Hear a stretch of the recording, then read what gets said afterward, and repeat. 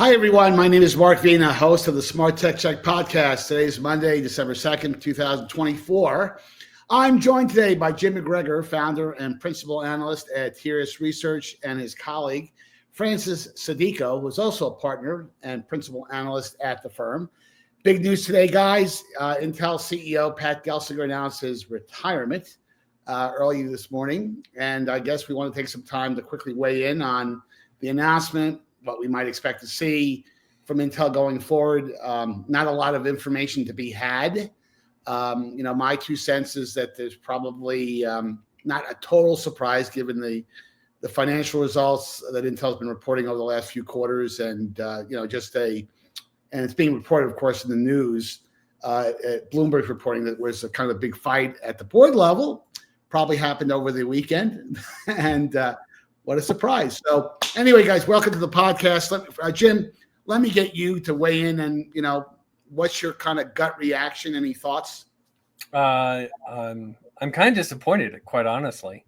Pat Gelsinger came back to Intel with a vision for what Intel should be and where it should go, which is kind of unique. We don't really have a lot of visionaries in our industry.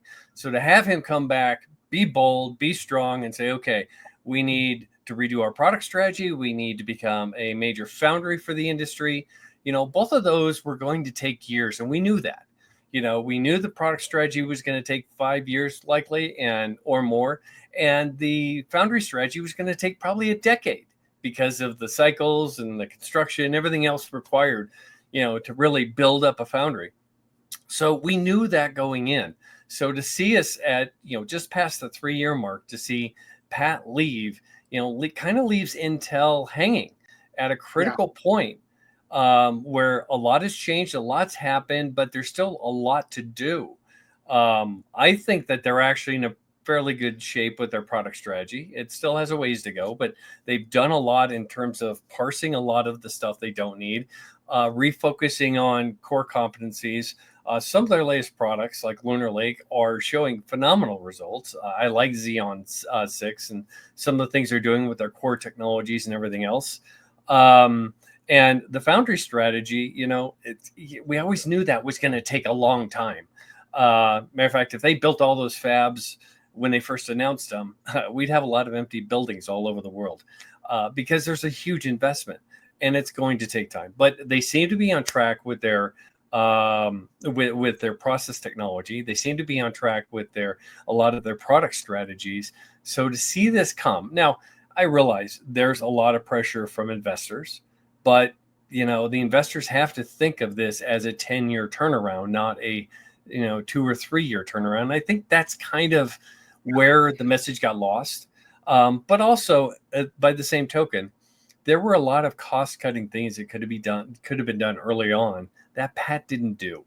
And right. I think a lot of that kind of bounced back. And I think that kind of got a lot of the angst from the investors, especially with the latest results. However, we have to note that anything that happens to Intel affects the entire industry. And obviously, investors are going to be involved in this. The board is going to be involved in what goes forward with Intel. Western governments, especially the U.S. government, because of their importance as a mil-aero contractor, as well as their investment with the CHIPS Act, all of this is going to come into play. So it's going to be I kind of liken it to our last political election. A bomb was dropped, and we don't know what's going to happen now. Trying to keep the podcast here free of politics, but that's okay. No politics. It's just no. I understand the point you're making, but let me give Francis a bit of a tougher question in that I think a lot of the points that Jim you just made are valid.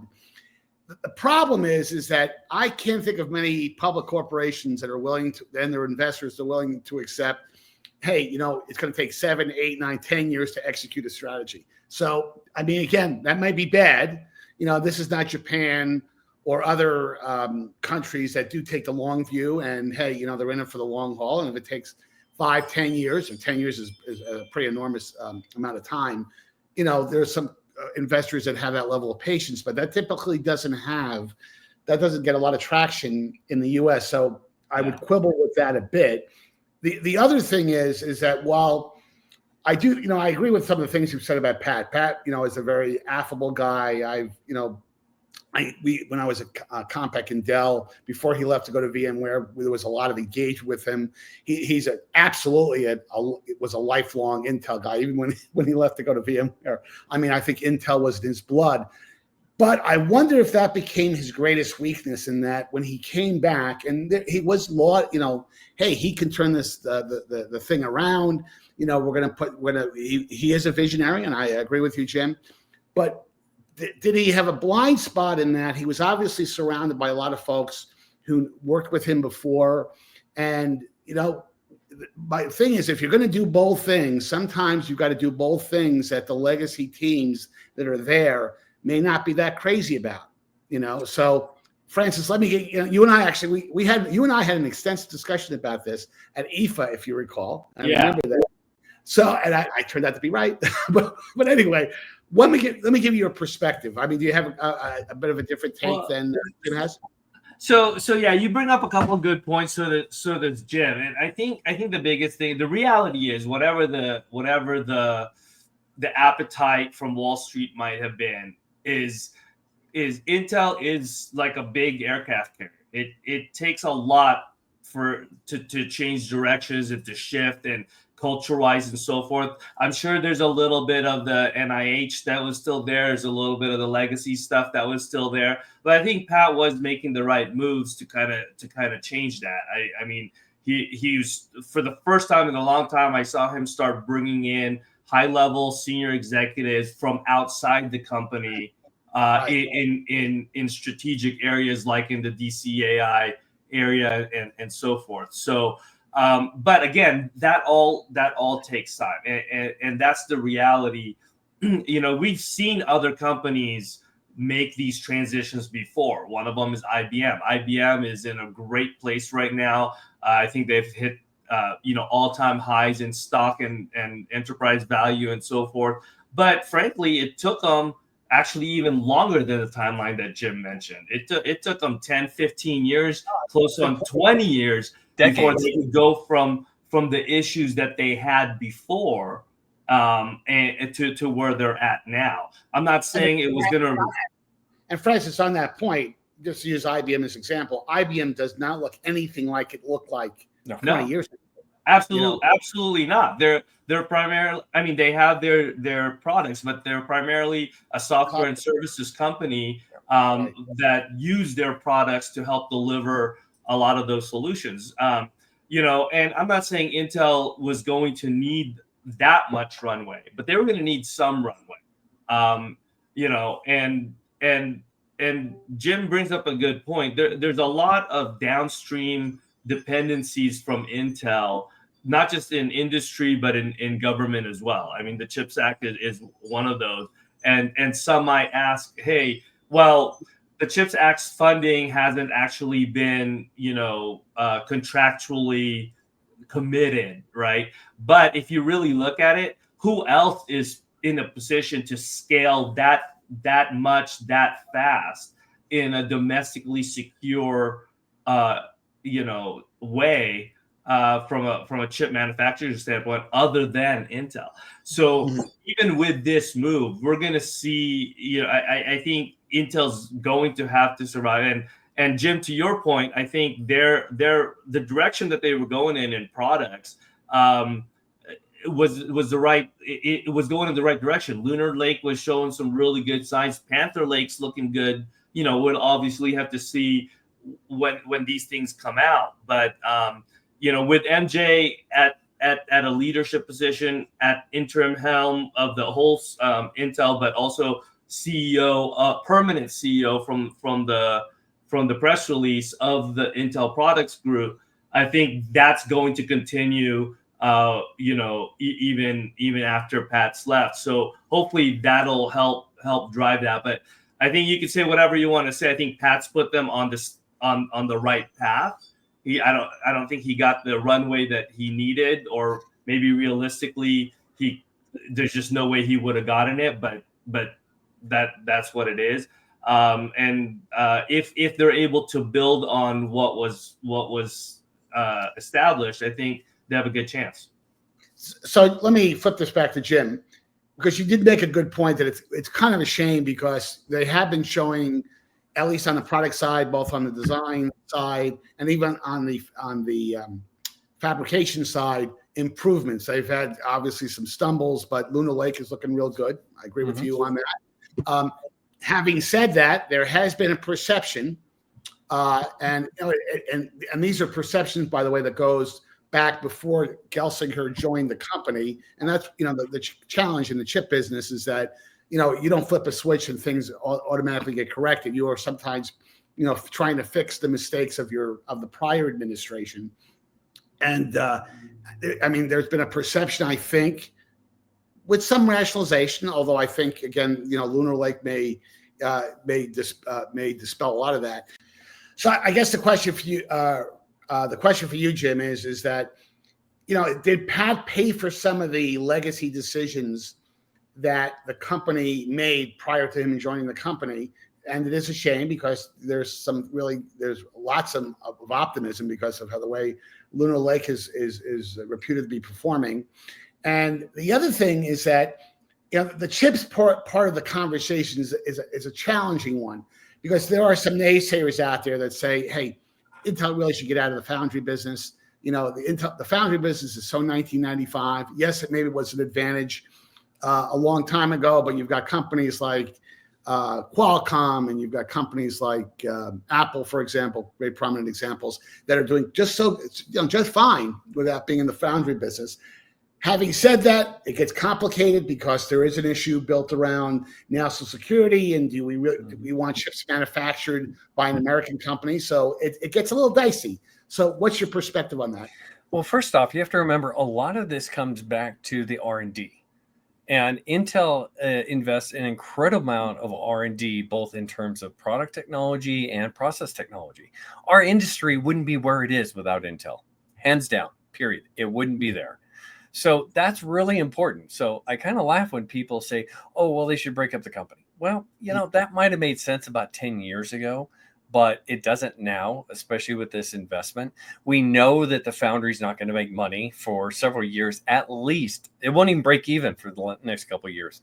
So trying to spin off something that's, a losing proposition right now doesn't make sense. And you're not going to be able to sell it, because there's only 2 companies that could buy it, and they don't want it. So it's really important to have that continued investment to be for the industry, not just for the U.S. government to be able to have dedicated foundries, or the European governments, or anything else. We need that investment. We wouldn't be at 300 millimeter wafers. We wouldn't have EUV. We wouldn't have most of the technologies that drive our industry today without Intel. And that investment that Intel continues doing. So it's really important that, yes, there was, I think Pat did pay for some of the sins of the prior administrations. However, you got to remember that a core competency of Intel is that investment in R&D. And that's always been there, continues to be there. And it's still driving our industry. And Intel, our entire industry needs that. If we don't have that, I think we take a major step back over the next decade. We need that if we're going to continue funding the AI era. Right. Yeah, and I think to add to that real quick, there's really not a lot we can go on, right? We just have the press release, and that's about it. And we obviously don't know what's going to be happening in closed doors, but to maybe give a little bit of support to what Jim had just said, if you kind of really read through one of the statements by Frank Yeary, who's an independent chair of the board of Intel, that was on the press release. He talked about the fact that, and this is a quote, ultimately returning to process leadership is central to product leadership, and we will remain focused on that mission while driving greater efficiency and improved profitability. So that tells me, at least from Mr. Yeary's, viewpoint, maybe I'm misinterpreting it, but that tells me they're going to keep at least R&D intact with products. So with a focus on products, there was definitely a focus on the product side, not the foundry side. And that's Sure, not to say you can't spin off a Foundry in 5 years, but right now, but he did talk about returning to process leadership being central to that product leadership that they aspire to. So that to me kind of keeps them together. So in the couple of minutes we have left here, and this is the toughest one because we don't have a lot to go on. The reality is that you can't. I don't think anyone could argue that there's not going to be a course change somewhere. I mean, the CEO doesn't on a Monday morning after Thanksgiving, retire and nothing changes. So and by the way, since one of the co-CEOs is the current CFO, who obviously has a financial bent, and probably will have a very, very big voice in whoever gets selected as the new CEO when they go through that selection process. The question really is that let's opine for a second on what course, direction. I don't know if I would predict a total course correction, because I think there's a lot of fundamental stuff that has been working. I don't think by the way, I think the new CEO will have one of the toughest jobs in America in the tech field, just given the size of who Intel is, and it has to come from the outside. It has to be someone. I agree. Probably, it can't be someone who's got legacy relationships with people at Intel. It's got to be someone who can go in there and make big changes, despite the fact there might be internal teams saying, "Hey, you know what? This wasn't invented here." But it needs to be a technologist. It needs to be somebody who's got a vision. Oh yeah, this can't. It's funny you brought up the IBM example, because I'm going to show how old we are. Is when Lou Gerstner came into IBM. Gerstner was an Nabisco, ex-American Express guy. He was a customer of IBM, but did not know technology, and he was able to turn the company around. And that was years and years and years ago. But they brought someone in who was completely disassociated from the day-to-day operations at IBM before. And I think that obviously yielded results. So if I were to give you a couple of minutes, Francis, and I will, because I'm a nice guy, what would you, could you give a little bit of prognostications on what might happen? Yeah, I think I agree with you. Obviously, there's going to be a big course correction. If there wasn't, they just keep Pat on board. Pat, I think, had a vision and then stayed the course. So there's going to be, and so the question now is going to be, what kind of company do the board want Intel to be moving forward? And I think that's going to be reflected in the selection of the CEO that they select. I think it's going to be very telling who they bring on here, and that'll tell us. I think once they make that announcement, we're going to have a lot more to say and analyze, because that's going to tell us where clearly the board is trying to take Intel. Do they want them to continue to become this, very hardware product-centric company? Do they want them to become more of a services or platform company? Do they want them to potentially get on that road for splitting the two entities apart, which, that's still a possibility, even though based on this conversation, I don't think we all believe that. But so that's going to be very, very telling. I have obviously my views. I think, but frankly, those views are wrong, because I actually thought Pat, with a little bit more, a runway, could affect this change, but maybe it just wasn't happening fast enough. And maybe bringing in somebody new that has a similar vision, but because they're new, is able to do what you alluded to, Mark, is basically make some of those, without being burdened by past relationships or whatever, be able to make some and that's why I'm a big a lot faster. So it's very hard to change at a corporation as large as Intel unless the person comes in from the outside, to make sure he has a complete, a bunch of levers to make meaningful changes without being, you can't do that because of this, that kind of, or without personal relationships, right? I'm sure he had a lot of personal relationships, but maybe that that made things go a little bit slower than what the board wanted. So, but again, that's speculation. Yeah. So, Jim, in a couple minutes we have left here, give us your kind of close us out with what your view might be. I have 4 predictions. You'll see.